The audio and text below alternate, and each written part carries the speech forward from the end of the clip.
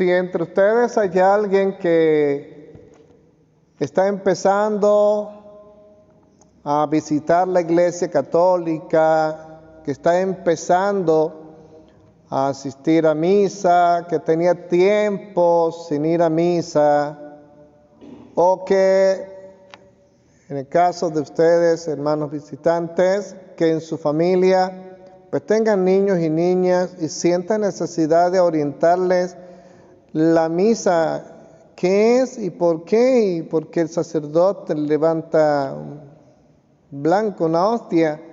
Hoy nos da un regalo maravilloso el Señor con el texto de la carta a los Hebreos en el capítulo 10, versículos 5 al 10. Y es maravillosa la enseñanza, nos alumbra el entendimiento. Es hermoso para las personas que les cuesta entender la Eucaristía, o las personas que no quieren ir a misa a repetir costumbres, sino a vivir, que es lo que está sucediendo en la Eucaristía.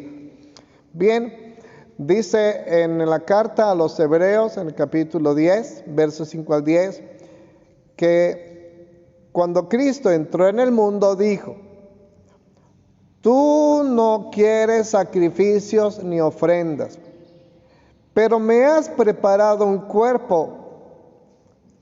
Tú, Señor, no aceptas holocaustos ni víctimas expiatorias. Entonces, yo dije lo que está escrito en el libro. O sea, Jesús dice lo que está escrito en un salmo: aquí estoy, oh Dios, para hacer tu voluntad.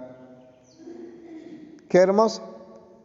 Jesús, contemplando aquellos sacrificios antiguos de machos cabríos, de corderos, de ovejos, de animales, por los pecados de las personas, y siendo que Dios no quería esos sacrificios, no le agradaban esos sacrificios, para agradar a Dios Padre, para agradarle, le dice Jesús: aquí estoy, oh Dios, para hacer tu voluntad. Aquí me tienes. Yo me sacrifico, Padre, para agradarte.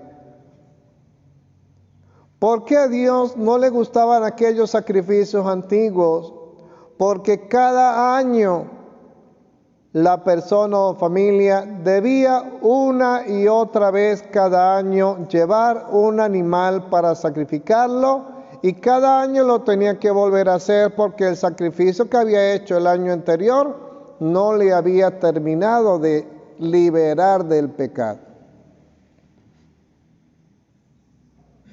Si no hubiese venido Jesús, si Él no hubiese muerto en la cruz, si Él no hubiese resucitado, si Él no nos hubiese dejado la Eucaristía, todos, hermanitas, ustedes también, sin excepción, por nuestros pecados, tendríamos que estar todo el año asegurando tener o un cordero, o un becerrito, o un chivito, y cuidarlo para que no se tropiece y no tenga defecto, porque tenía que ser nacido de menos de un año, sin defecto, y llevarlo para que sea sacrificado por los pecados, como estaba prescrito en Levítico capítulo 5, verso 27 y 28, por allí. Que el pecador tenía que llevar un animal, entregárselo al sacerdote para que el sacerdote hiciera la expiación por sus pecados. Pero al otro año tenía que volverlo a hacer, y al ver que no terminaba de liberar sus pecados, por eso no le agradaban a Dios esos sacrificios que había mandado hacer. Dios quería un sacrificio que arrancara de raíz nuestros pecados. Y Jesús dice: aquí me tienes, Señor. Aquí me tienes, yo me ofrezco como sacrificio para que todos puedan ser liberados de sus pecados. Aquí estoy para hacer tu voluntad. Entonces sabemos lo que estamos haciendo cuando vamos a la Eucaristía. Ahí está el Cordero, en la cruz, clavado. Y antes de entregarse en la cruz, de manera cruenta, lo hizo en la última cena de manera incruenta. En la cruz, de manera pública. En la intimidad, a los que se iban a encargar de llevar ese sacrificio a todas las naciones, su iglesia, sus discípulos, los apóstoles, a quienes les dijo: tomad y comed, esto es mi cuerpo, tomad y bebed, esta es mi sangre, haced esto en memoria mía. Ustedes van a llevar mi sacrificio a todas las naciones para que todas las naciones reciban mediante mi sacrificio la remisión de sus pecados. Y en la última cena se ha presentado de manera incruenta para el sacrificio. Incruenta, ¿qué significa? Sin derramamiento de sangre. Cruenta en la cruz, derramamiento de sangre. Incruenta en la última cena.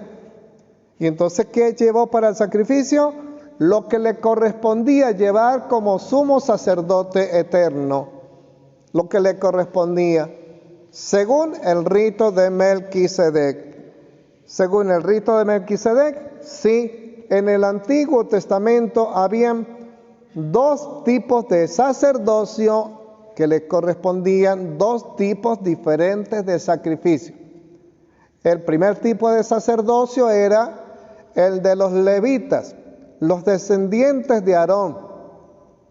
Todos los hijos por descendencia de Aarón eran los destinados al servicio sacerdotal y cada año eran los que hacían el sacrificio por los pecados con animales. El otro sacerdocio era el de Melquisedec, distinto, que era como Jesús, era sacerdote y era rey. Y Melquisedec en Génesis 14, verso 18 dice: entonces Melquisedec, rey de Salem, presentó, ¿qué creen ustedes que presentó Melquisedec para el sacrificio? Exactamente, dice en Génesis 14, verso 18, entonces Melquisedec, rey de Salem, presentó pan y vino, pues era sacerdote del Dios Altísimo, y lo bendijo diciendo: bendito sea Abraham del Dios Altísimo, creador de cielos y tierra, y continúa la oración hermosa. Entonces Jesús, sumo sacerdote según el rito de Melquisedec, para su sacrificio incruento, llegó con pan y, por lo tanto, para hacer el sacrificio como Cristo lo ordenó, nosotros necesitamos un altar consagrado, necesitamos pan y vino y necesitamos un sacerdote perteneciente al sacerdocio de Jesucristo. Sin esas tres condiciones no hay culto. Ojo con esto, sin esas tres condiciones no hay culto de Cristo. Sin esas tres habrá culto de hombres. Cuando van a grupos que no son católicos, que se reúnen, no van a encontrar altar de sacrificio, no van a encontrar víctima y no van a encontrar el sacerdote indicado para hacer ese sacrificio en ese altar. Entran a ese lugar y van a ver es el lugar desde donde el que dice ser pastor va a dirigir, pero no van a ver lo demás, que es el sacrificio. Por lo tanto, cuando usted va a misa, usted puede y debe decir: voy al culto, porque ese es el culto que dejó Jesús. Sin sacrificio de la víctima llamada Jesucristo, no hay culto, sino una distracción para apartar a las personas del sacrificio que necesitamos llevar para nuestros pecados. Qué importante es esto que estamos recogiendo hoy como enseñanza y aprendizaje para amar la cruz, para amar la Eucaristía. De allí que es indispensable, necesario, que en cada lugar donde se hace el culto de Jesucristo estén presentes la cruz, con Cristo allí simbólicamente presente, y el altar, para que nos recuerden el sacrificio cruento y el sacrificio incruento. No se pueden separar cruz y altar. Altar y cruz es un único sacrificio.